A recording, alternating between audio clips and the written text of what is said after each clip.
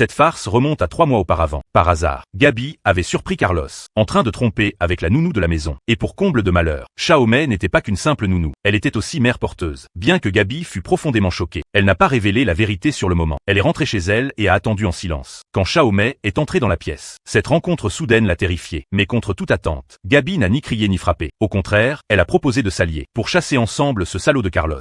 Peu de temps après, les deux femmes ont jeté ensemble les affaires de Carlos, entièrement dehors. Au départ, Xiaomei était très anxieuse, pensant qu'elle serait aussi mise à la porte ensuite. Mais le comportement inhabituel de Gabi l'a complètement stupéfaite. Tu n'iras nulle part tant que tu auras mon bébé dans le bide.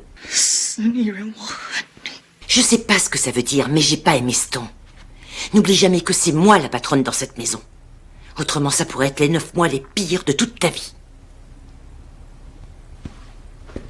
Durant les 2 mois suivants, Gabi s'est occupée de Xiaomei, comme une aide-soignante à temps plein. Mais cette douceur et cette tolérance n'ont nullement fait culpabiliser Xiaomei. Bien au contraire, elle est devenue de plus en plus arrogante. Car Xiaomei savait parfaitement que l'enfant dans son ventre était son atout maître. Elle était donc certaine que Gabi n'oserait pas la toucher. Alors elle a épuisé la patience de Gabi encore et encore. Elle a même exigé de manière déraisonnable que Gabi se penche pour lui masser les pieds. Malgré toutes ces humiliations, Gabi a ravalé sa colère et a quitté la chambre. Mais Xiaomei ne voulait pas en rester là. Elle l'a insulté et provoqué sur le champ. À cet instant, Gabi s'est complètement réveillée. Elle ne voulait plus se taire et subir. Elle a riposté sans hésitation. Si tu savais comme j'ai hâte que tu pondes enfin ce bébé. Parce que dès que c'est fait, je te réexpédie à Shanghai par le premier vol qui y va. Et tu te retrouveras à 4 pattes dans une rizière boueuse avant même que la péridurale ait cessé de faire effet.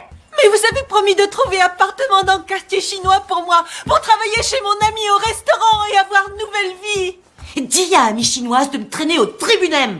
Cette attitude ferme a fait paniquer l'arrogante Xiaomei. Le lendemain, quand Gabi a apporté le petit déjeuner comme d'habitude, elle a découvert que Xiaomei avait disparu. Elle a fouillé chaque recoin de la maison, mais n'a trouvé aucune trace de Xiaomei. C'est alors que Gabi a soudain réalisé que la situation avait complètement dérapé. Elle a immédiatement cherché Carlos pour obtenir de l'aide. Après avoir confirmé la disparition de Xiaomei et qu'elle n'avait contacté personne, les deux n'ont pas perdu une seconde. Ils se sont précipités vers un restaurant chinois. Ce restaurant appartenait à Li Wang, l'ami de Xiaomei. Ils pensaient y trouver des indices importants, mais les choses ont pris une tournure inattendue. Non seulement Li Wang a refusé de parler, mais il s'est montré hostile et grossier, puis est parti. À ce moment-là, les émotions longtemps refoulées de Gabi ont explosé. Elle lui a barré le chemin fermement. Vous n'allez pas me faire le coup du on est tous frères. Je vous rappelle que son utérus abrite un enfant volé en ce moment. Alors si vous savez où aller, je vous conseille de parler. Sinon je demande au service de l'hygiène de venir regarder de plus près ce que vous fourrez comme viande dans vos bouchons au porc. Gabi pensait avoir assez d'autorité pour intimider Li Wang, mais à sa grande surprise, l'autre n'a pas du tout reculé.